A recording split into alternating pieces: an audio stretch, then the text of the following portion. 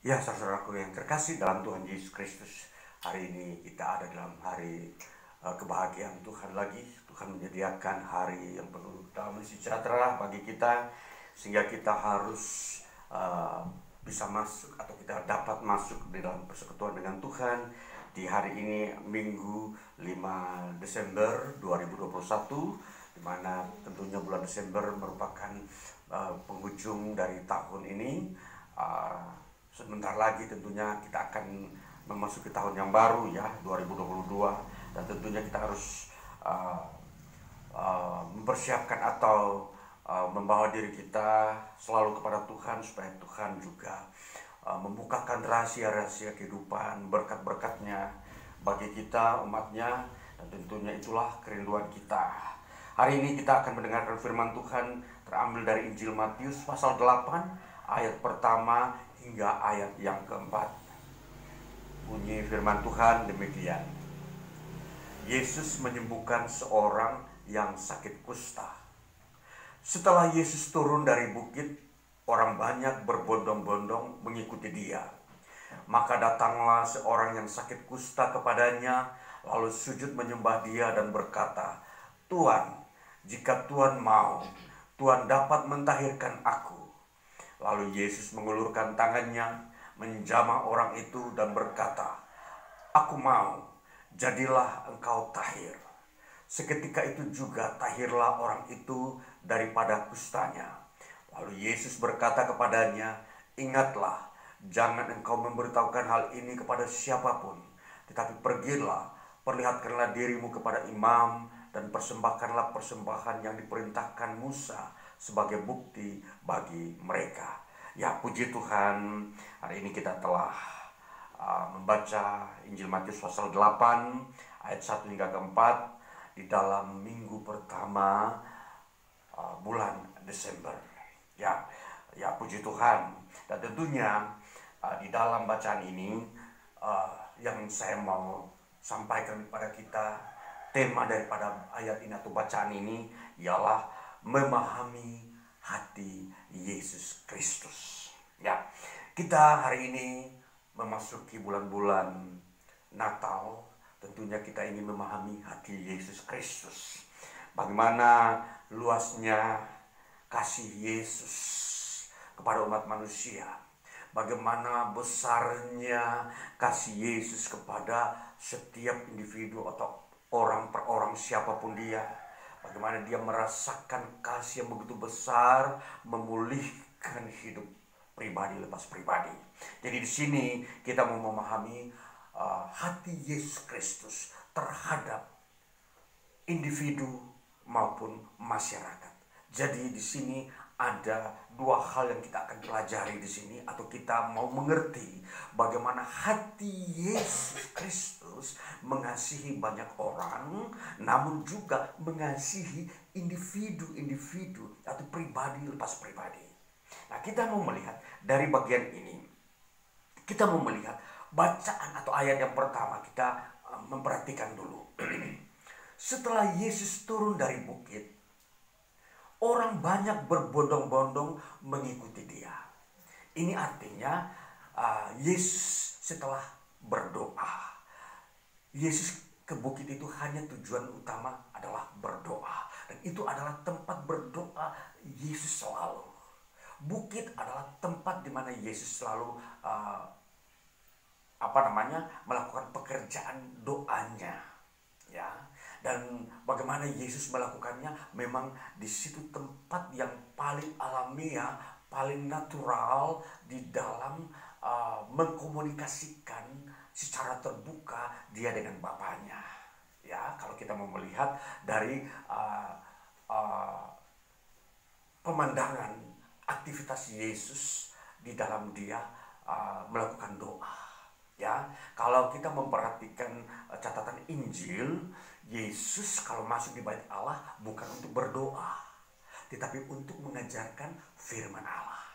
Kita harus perhatikan ini ya. Tetapi kalau Yesus berdoa di mana? Di gunung atau di bukit dan di taman. Nah, ini suatu keunikan yang memang kita harus perlihatkan atau kita nyatakan bahwa doa tidak selalu ada di dalam sebuah ruangan. Ya, jadi Yesus sendiri berdoa di gunung atau di bukit atau di taman. Maka ini sesuatu yang tentunya relevan dan dianggap benar menaikkan doa di alam terbuka. Jadi kalau kita melakukan hal berdoa di sebuah tempat taman di bawah pohon, itu sebagai sebuah tempat ibadah atau berdoa, itu benar, itu relevan sesuai Injil karena Yesus pun melakukannya. Nah, jadi kita di dalam melakukan ibadah atau doa, janganlah kita selalu menggambarkan bahwa ibadah itu hanya di dalam sebuah ruangan, ya. Jadi seolah di luar ruangan itu tidak diizinkan. Nah, inilah sebuah fakta dari catatan Injil bahwa Yesus Kristus setelah turun dari gunung, apa itu? Dia setelah melakukan penyelesaian seluruh doanya. Ya. Jadi di sini tentunya kita harus pahami dulu, setelah Yesus turun dari bukit, dia dikatakan di situ, maka orang banyak berbondong-bondong mengikuti dia. Nah, ini orang banyak. Siapakah orang banyak ini? Dalam catatan Injil dikatakan di situ okloi polus atau polui. Okloi ini artinya itu rakyat biasa. Orang banyak tetapi terdiri dari rakyat biasa. Siapakah rakyat biasa? Tentunya bukanlah orang-orang pejabat atau terpandang, ya. Tentunya di sini masyarakat lebih umum yang memang strata atau katakanlah mereka adalah orang-orang yang tingkat kehidupan baik sosial maupun ekonomi adalah merata. Ya, ini mereka semua datang mencari Yesus. Nah, saudaraku yang terkasih, kalau di dalam bahasa Yunani dikatakan bahwa okloi itu adalah sebuah kata benda yang bersifat maskulin. Jadi sekali lagi, kalau sesuatu yang bersifat maskulin itu adalah sesuatu yang diperlihatkan berharga. Ya. Jadi di mata Yesus orang banyak yang dikatakan sederhana namun itu berharga di mata Yesus. Jadi Yesus, kita memahami hati Yesus Kristus terhadap orang banyak, bahwa orang banyak adalah berharga di mata Yesus, di hati Yesus. Orang banyak ini mereka adalah orang-orang yang memang cinta dan senang dengan berita kerajaan surga. Nah, sekali lagi dikatakan polus, ya, okloi polus ini adalah orang-orang yang sering dan sungguh-sungguh berkumpul dengan Yesus. Nah, orang banyak tadi yang berbondong-bondong itu dalam bahasa Yunani dikatakan okloi polus. Jadi orang-orang yang rakyat biasa, yang sederhana, namun mereka yang sering dan senang berkumpul datang kepada Yesus. Ini bagaimana Yesus memahami mereka. Yesus menerima mereka. Dan tidak ada sesuatu pun kesempatan di mana mereka tidak pernah ditolak oleh Yesus. Mereka berbondong-bondong, itu artinya begitu senang. Kenapa? Karena Yesus mengasihi mereka, karena Yesus menerima mereka, karena Yesus memberikan tempat bagi mereka untuk mendengarkan berita kerajaan Allah, menerima damai sejahtera, menerima kekayaan-kekayaan dari surga, kasih sukacita, pengharapan di situ. Jadi mereka saking sudah kenal siapakah Yesus, yang suka selalu memberi perhatian, peduli terhadap nilai-nilai manusia yang dibutuhkan manusia di dunia ini. Maka mereka begitu berbondong-bondong antusias supaya jangan ketinggalan. Ini orang-orang yang sudah mengerti siapakah Yesus. Saudara-saudaraku yang terkasih, kita memperhatikan setiap orang yang baru pertama kali mendengar Yesus dan bertemu Yesus, itu selalu menjadi sebuah kenangan manis, sebuah daya ingat yang membuat mereka bahwa mereka bertemu dengan sebuah pribadi yang membawa rahasia hidup ini, yang membuka bagaimana kekayaan-kekayaan manusia bisa menggapai dan memilikinya. Ini ada di dalam Yesus Kristus. Terus sebabnya semakin banyak orang bertemu dengan Yesus secara pribadi, menjadi sebuah komunitas orang-orang yang selalu berkumpul, ingin selalu mendapatkan apa yang Yesus patut berikan kepada mereka. Ini saudara-saudaraku, inilah kita mau menyelami hati Yesus Kristus. Jadi dengan kata lain bahwa kalau kita mau menyelidiki kedalaman hati Yesus Kristus, maka kita akan menemukan bahwa tidak pernah ada satu kata yang berkata, aku tidak mau memberi kepadamu. Tapi justru selalu yang kita temukan dalam hati Yesus, dia selalu mau memberi yang terbaik kepada manusia. Dia selalu mau memberi yang terbanyak kepada manusia. Ini hati Yesus. Jadi ini kita mau memperhatikan bahwa Yesus Kristus datang ke dunia membawa kekayaan Allah untuk diberikan kepada manusia. Maka sehingga terjadilah banyak orang berbondong-bondong ingin mendapatkannya. Ini sebuah refleksi yang kita lihat bagaimana apa yang terjadi di dalam bagian ini. Bahwa orang berbondong-bondong, tidak sembarang orang berbondong-bondong. Dia berbondong-bondong kalau memang itu dia akan mendapatkan sesuatu manfaat dari apa yang dia kejar. Maka ternyata di dalam pribadi Yesus banyak kekayaan yang dibutuhkan manusia sehingga manusia berbondong-bondong untuk mendapatkannya. Jadi kalau kita melihat orang yang pernah mengalami hal seperti ini, maka apa yang kita baca dan dengarkan pastilah kita juga mengalaminya. Kita yang sekarang ini ada di depan Yesus Kristus, kita mendengarkan firman-Nya, maka Yesus Kristus pun selalu menyediakan yang terbaik bagi setiap orang yang mau datang kepadanya, mendapatkan apa yang dibutuhkan. Ini saudara-saudaraku, ini kita memperhatikan kenyataan, dan tidak pernah ada sejarah yang berbicara bahwa Yesus tidak pernah memberi sesuatu kepada manusia di mana manusia membutuhkan.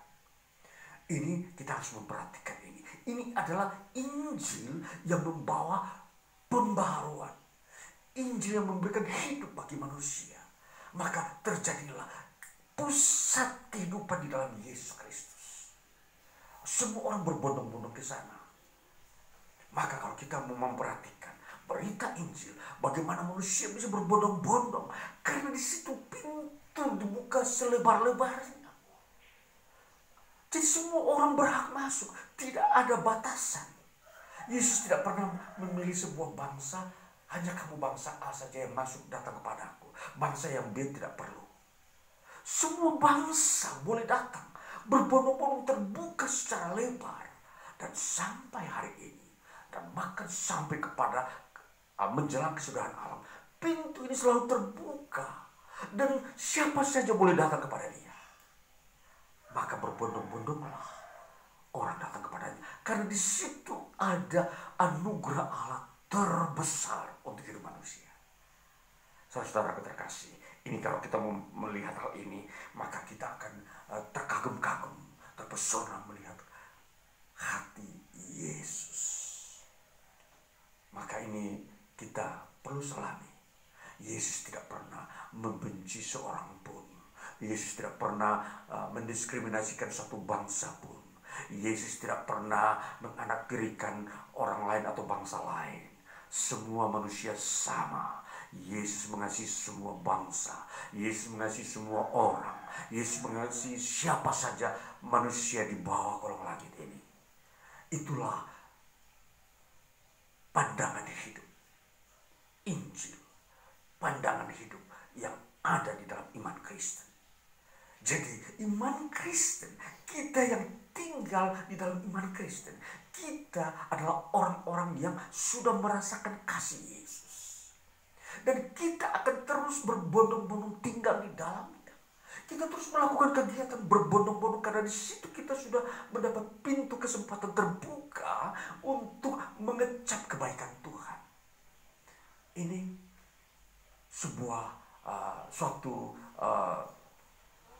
situasi yang sedang Tuhan kerjakan di dunia ini. Bahwa situasi ini adalah situasi pembaruan, situasi yang Allah ciptakan, yang sebelumnya memang tidak pernah terjadi. Maka ketika gelombang berkat Tuhan datang di muka bumi melalui Yesus Kristus, maka siapakah yang tidak mau menerimanya? Tentunya disinilah terjadi gelombang gerombolan massa yang berlari-lari datang mendekat kepada Yesus. Saudara-saudara yang terkasih, lihat ini, gelombang ini. Gelombang di mana Yesus membawa berkat kehidupan bagi manusia. Itu kita mau melihat bagaimana hati Yesus kepada orang banyak. Kemudian kita mau melihat bagaimana hati Yesus yang kedua kepada individu atau pribadi. Di sini pada ayat yang kedua dan ketiga dikatakan, maka datanglah seorang. Ya, tadi berbondong-bondong orang banyak, tapi dari antara orang banyak itu ada seorang datang secara pribadi. Dikatakan begini, datanglah seorang yang sakit kusta kepadanya, lalu sujud menyembah dia dan berkata, Tuhan, jika Tuhan mau, Tuhan dapat mentahirkan aku. Saudaraku yang terkasih, di dalam sebuah pergerakan manusia di muka bumi, di dalam mau mencari berkat Allah, mencari kehidupan dari Tuhan, maka tentunya di sini ada ruang-ruang di mana orang-orang tidak bisa dengan mudah masuk ke dalamnya. Karena begitu desak-desakan. Tetapi kenapa ada seseorang yang dikategorikan sebagai seorang yang sakit kusta? Tahu-tahu dia dapat menerobos dari kerumunan orang banyak. Lalu dia bisa masuk di depan Yesus Kristus sendiri dan menyembah secara pribadi. Di antara kerumunan orang yang sedang mau menanti-nantikan berkat Tuhan, ternyata ada seorang secara pribadi masuk dan duduk bertelut di depan kaki Yesus, menyembah Yesus dan berkata, jika Tuhan mau sembuhkan saya, tahirkan saya dari penyakit kusta saya. Ini sesuatu yang spesial, yang memang unik dan jarang terjadi dari segala gelombang-gelombang manusia, pergerakan-pergerakan manusia di hadapan Tuhan. Jadi kita mau memperhatikan bagaimana kegerakan manusia datang kepada Tuhan. Kalau ada orang mencari Tuhan dengan berbondong-bondong karena ingin mendapatkan berkat Tuhan, itu benar dan itu diperkenankan Tuhan dan itu layak. Semua orang berhak mencari berkat dari Tuhan, kekayaan perkenanan Tuhan. Tuhan memberi. Tapi Tuhan juga membuka kesempatan kepada siapa atau pribadi, setiap orang yang ingin datang secara pribadi untuk meminta sesuatu pemulihan. Kita mau melihat si kusta ini tentunya kebutuhan utamanya adalah kesembuhan. Kebutuhan utamanya kesembuhan. Walaupun dia membutuhkan makanan, tetapi dia lebih utamakan kesembuhan. Itulah sebabnya dia datang dengan motif yang berbeda. Dia datang dengan motif ingin sembuh. Saudaraku, ini kita harus tahu, memang di dalam setiap pribadi seseorang, kalau ada keluhan dalam dirinya, entah itu mungkin saja penyakit ataukah itu masalah kejiwaan, dia lebih mengutamakan dia disembuhkan dari penyakit ini daripada makanan. Karena makanan ini itu akan bisa memuaskan dia kalau dia telah sembuh. Ini natur dari manusia. Manusia itu dia akan merasa dirinya sebagai manusia kalau dia memang sehat. Kalau dia menjadi seorang pesakitan, dia merasa kemanusiaannya itu ada kemunduran atau nilainya sedikit lebih rendah daripada orang yang sehat. Ini natur manusia, itu alam pikiran manusia. Dan itu disadari oleh manusia itu sendiri. Mereka yang sakit selalu merasa lebih rendah sedikit daripada mereka yang sehat. Sehingga kita kalau melihat di sini, kalau orang yang sakit, dia datang kepada Tuhan selalu dengan sikap merendah. Dia selalu langsung datang menyembah Tuhan supaya hari itu dia disembuhkan. Ini sebuah sikap yang manusia, natur manusia. Jadi kalau kita sadar, kalau kita datang kepada Tuhan dengan membutuhkan kesembuhan, wajar kalau kita datang dengan sikap merendahkan hati. Itu benar dan itu memang manusiawi kita yang memang merasakan sebuah jiwa yang agak lebih rendah sedikit. Nah ini saudara-saudaraku, apa yang terjadi? Ungkapan seorang yang sakit kusta ini, kita memperhatikan katanya, apa yang keluar dari mulutnya atau hatinya, demikian. Tuhan, jika Tuhan mau, perhatikan kata ini, Tuhan dapat mentahirkan aku.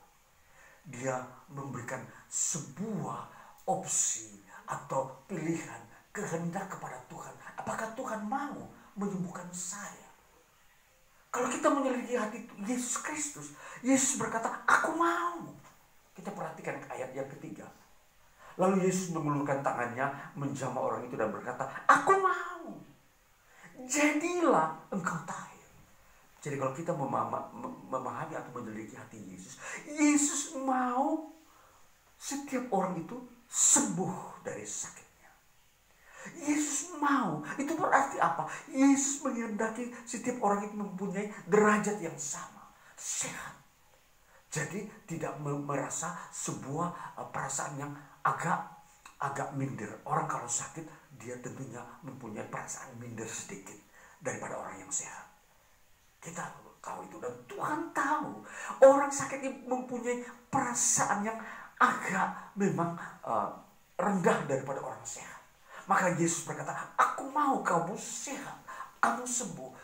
Tujuannya apa? Supaya kamu setara dengan orang sehat, menerima berkat Tuhan. Nah ini saudara-saudaraku, kita memperhatikan apa isi hati Yesus terhadap setiap suara hati orang yang sakit. Orang yang sakit yang kalau ingin sehat datang kepada Yesus. Yesus katakan, iya aku mau. Aku mau apa yang kau inginkan, yaitu kesembuhan. Datanglah. Jadi ini sebuah berita Injil bagi saudara-saudara. Saudara-saudara yang mempunyai penyakit apa saja, tentunya datanglah kepada Yesus. Yesus pemurah. Dia memiliki kuasa kesembuhan. Datanglah kepada Yesus. Dia memberikan dengan cuma-cuma, tanpa memperhitungkan besok kamu harus ganti jasanya apa. Tidak ada. Tidak perlu dan tidak itu menjadi sebuah berita yang ditampilkan. Yesus berkata, terimalah dengan cuma-cuma. Aku mau. Kalau kita memperhatikan bahasa daripada aku mau, Yesus mau. Dalam bahasa Yunani dikatakan begini. Telo itu artinya aku menyukainya. Jadi Yesus menyukai orang yang datang kepadanya minta kesembuhan. Dan Yesus menyukai juga orang yang memang ingin sehat. Jadi kalau ada orang yang tidak ingin sehat, Yesus tidak menyukainya. Artinya apa? Yesus tidak menyukai orang sakit. Itu seperti bahasanya seperti itu kalau kita mau memahami. Yesus menyukai atau menghendaki. Kata menghendaki dari kata bahasa Yunani ini theo. Theo ini artinya menghendaki. Kalau diperluas artinya menyukai. Jadi kalau ada orang ingin sembuh, Yesus menyukainya. Dan kalau ada orang datang kepada Yesus untuk mendapatkan kesembuhan, Yesus pun menyukainya. Artinya Yesus menerimanya dengan terbuka. Itu kehendak Tuhan di situ. Nah, ini saudara-saudara yang terkasih, jangan saudara merasa berat untuk datang kepada Yesus bila engkau ingin kesembuhan. Kalau engkau ingin merasa sehat secara normal, engkau tidak ada mengalami keluhan-keluhan, tidak ada mengalami beban-beban mental, tidak ada mengalami beban-beban kejiwaan, depresi, datanglah kepada Yesus. Saudara yang terkasih, ini yang Yesus inginkan, Yesus sukai. Jadi hati Yesus di dalam setiap individu kita, Yesus menyukai kita kalau kita datang kepadanya. Satu. Kedua, Yesus menyukai kalau kita itu sehat. Artinya, kalau kita sakit, kita perlu datang kepada Yesus minta kesembuhannya. Saudara-saudara yang terkasih, di era modern ini tentunya penyakit bisa ditangani oleh tenaga medis, ya. Tentunya itu bisa mengalami kesembuhan. Tetapi ada penyakit yang memang tidak bisa disembuhkan oleh medis. Disinilah datanglah kepada Tuhan Yesus. Dan dikatakan di sini, kalau istilah di sini penyakit kusta, kalau orang ini sakit kusta ini sakit kusta ini seperti apa dulu? Sakit ini adalah penyakit ini adalah penyakit pertama dia menular. Dan penyakit ini memang menghancurkan seluruh tubuh manusia. Jadi dia menjalar dari satu tempat, misalkan di sini, dia akan menjalar sampai seluruh tubuh ini habis, bisa dimakan oleh penyakit ini. Nah, kalau penyakit ini sudah mengenai seseorang, maka orang ini menjadi orang yang buruk rupa. Tidak kelihatan dia orang yang gagah, walaupun mungkin waktu dia sebelum kena sakit ini dia seorang yang ganteng atau cantik. Ketika kena penyakit ini berubah menjadi jelek. Saudaraku, ini penyakit ini kalau ditampilkan dalam Alkitab ini ada hubungannya dengan dosa. Bagaimana dosa? Dosa apakah yang mendatangkan penyakit kusta ini? Memang Alkitab mencatat. Mari kita buka dalam kitab Ulangan pasal 18. Kita baca kitab Ulangan pasal 18, bentuk dosa yang mendatangkan penyakit kusta ini. Ulangan 18, saya baca ayatnya yang ke-9 sampai 22, bunyinya demikian. Bertenung dan bernubuat. Apabila engkau sudah masuk ke negeri yang diberikan kepadamu oleh Tuhan Allahmu, maka janganlah engkau belajar berlaku sesuai dengan kekejian yang dilakukan bangsa-bangsa itu. Di antaramu janganlah didapati seorang pun yang mempersembahkan anaknya laki-laki atau anaknya perempuan sebagai korban dalam api, ataupun seorang yang menjadi petenung, seorang peramal, seorang penelaah, seorang penyihir, seorang pemantra, ataupun seorang yang bertanya kepada arwah atau kepada roh peramal, atau yang meminta petunjuk kepada orang-orang mati. Sebab setiap orang yang melakukan hal-hal ini adalah kekejian bagi Tuhan. Dan oleh karena kekejian-kekejian inilah Tuhan Allahmu menghalau mereka dari hadapanmu. Haruslah engkau hidup dengan tidak bercela di hadapan Tuhan Allahmu. Sebab bangsa-bangsa yang daerahnya akan kau duduki ini mendengarkan kepada peramal atau petenung. Tetapi engkau ini tidak diizinkan Tuhan Allahmu melakukan yang demikian. Seorang nabi dari tengah-tengahmu, dari antara saudara-saudaramu, sama seperti aku, akan dibangkitkan bagimu oleh Tuhan Allahmu. Dialah yang harus kamu dengarkan, tepat seperti yang kamu minta dahulu kepada Tuhan Allahmu di Gunung Horeb pada hari perkumpulan dengan berkata, tidak mau aku mendengar lagi suara Tuhan Allahku, dan api yang besar ini tidak mau aku melihatnya lagi, supaya jangan aku mati. Dari ini saudara-saudaraku, ini bagian yang kita sudah baca bahwa orang yang terkena hukuman Tuhan melalui dosa, petenung ataupun bertanya kepada orang mati, mereka akan mengalami sebuah kutuk dan hukuman Tuhan dalam bentuk penyakit kusta. Nah, kita harus memperhatikan, ini penyakit ini adalah penyakit hukuman Tuhan. Ya, Ya, jadi tidak ada sebuah obat yang bisa menyembuhkan kalau Tuhan yang menghukum. Jadi dosa yang manusia lakukan, orang ini yang dia lakukan adalah dia adalah seorang yang suka bergaul dengan roh-roh setan. Dia suka bertanya kepada orang-orang mati yang selalu mencari berkat-berkat dari kuasa-kuasa sihir dan ramalan-ramalan dan semua kegiatan-kegiatan magic yang ada di dunia ini. Jadi kuasa-kuasa kegelapan itu dipakai oleh orang ini. Itulah sebabnya dia mengalami sebuah penyakit kusta, hukuman Tuhan kepada dia. Saudaraku yang terkasih, melihat kondisi seperti ini, orang yang sudah berdosa mengalami hukuman Tuhan ini pun, ketika datang kepada Yesus, Yesus pun mengampuni dia. Era di mana Yesus datang, di mana Injil kasih karunia datang, itu mengampuni orang yang dosanya berat sekalipun. Jadi penyakit kusta adalah gambaran atau simbol dari sebuah dosa yang begitu besar dan berat yang dilakukan oleh manusia. Banyak dosa yang dilakukan manusia, tetapi kalau digambarkan dalam hubungan dengan Injil, dosa yang paling berat yang mendatangkan penyakit kusta ini adalah dosa penyembahan berhala. Orang yang menyembah berhala pasti mengalami hukuman Tuhan, dan hukuman yang diwujudkan Tuhan dalam bentuk penyakit. Penyakit ini disebut penyakit kusta. Ini saudara, kalau kita melihat, maka Yesus hadir ketika dalam era Yesus memberitakan Injil di dunia ini, di mana disitulah Yesus melepaskan orang dari keterikatan dengan penyembahan berhala untuk datang masuk dalam ruang kebenaran, di mana dia harus menyembah Allah dengan benar dan baik. Maka Yesus Kristus sebagai representasinya Allah, bahwa orang ini harus menyembah Allah dan meninggalkan semua sikap-sikap penyembahan berhala yang dia lakukan dalam hidupnya. Saudaraku, kita orang-orang yang sudah percaya kepada Yesus Kristus, kita harus tahu dengan benar, menyembah Yesus Kristus itu adalah benar. Dialah Tuhan, Dia adalah Allah yang melepaskan kita dari penyembahan berhala. Jadi kalau dalam dunia ini banyak orang masih dikaburkan dengan kepercayaan-kepercayaan tahayul, di sana masih banyak sikap-sikap penyembahan berhala di dalamnya. Di sini perlu dilepaskan. Harus, kalau engkau ingin sembuh dari penyakit yang aneh.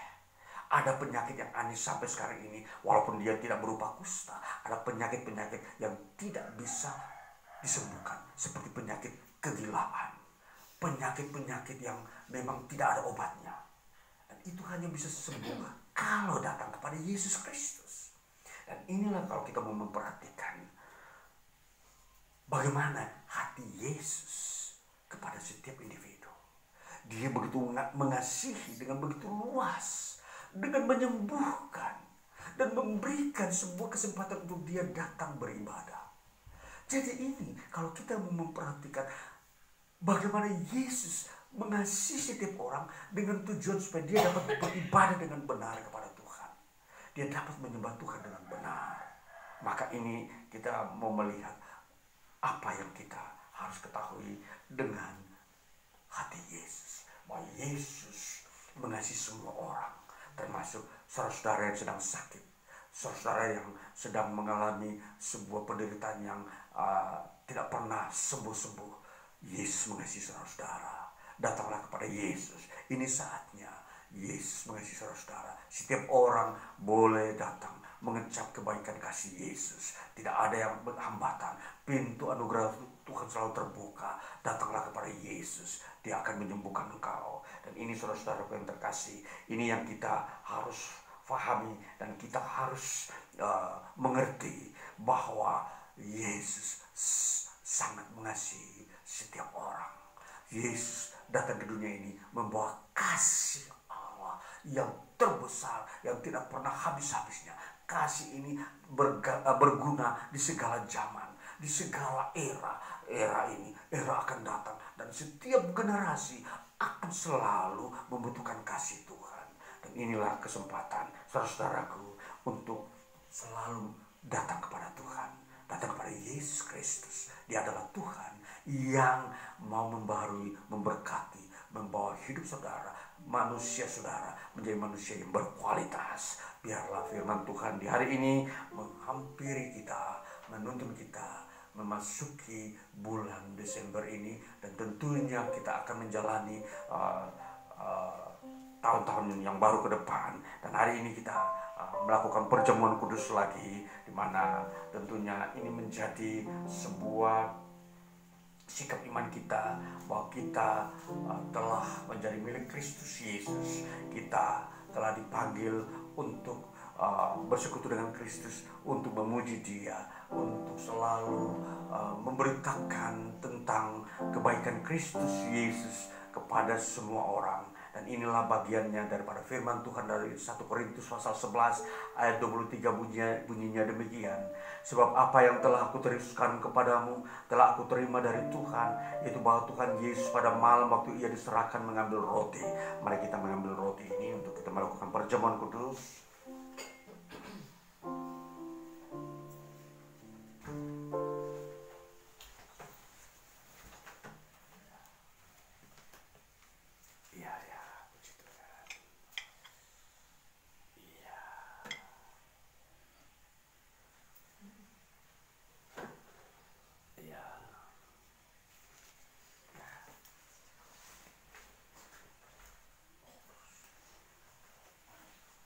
Ya, puji Tuhan. Mari kita melanjutkan mendengarkan firman Tuhan. Dikatakan ayat 24 bunyinya, dan sesudah itu ia mengucap syukur atasnya.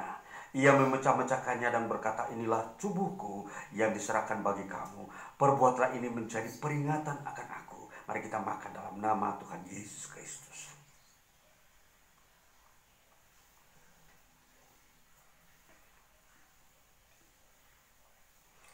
Demikian juga ia mengambil cawan. Sesudah makan, ia lalu berkata, cawan ini adalah perjanjian baru yang dimeteraikan oleh darahku. Perbuatlah ini setiap kali kamu meminumnya menjadi peringatan akan aku. Mari kita minum dalam nama Tuhan Yesus Kristus. Haleluya. Sebab setiap kali kamu makan roti ini dan minum cawan ini, kamu memberitakan kematian Tuhan sampai ia datang. Puji Tuhan, kita sedang memberitakan kematian Tuhan untuk mengampuni dosa-dosa kita, dosa umat manusia, supaya keselamatan itu dapat menjangkau semua orang. Mari kita masuk dalam doa syafaat kita. Kami datang kepadamu Bapa di surga. Hari ini kami sungguh sangat bersyukur dan bersukacita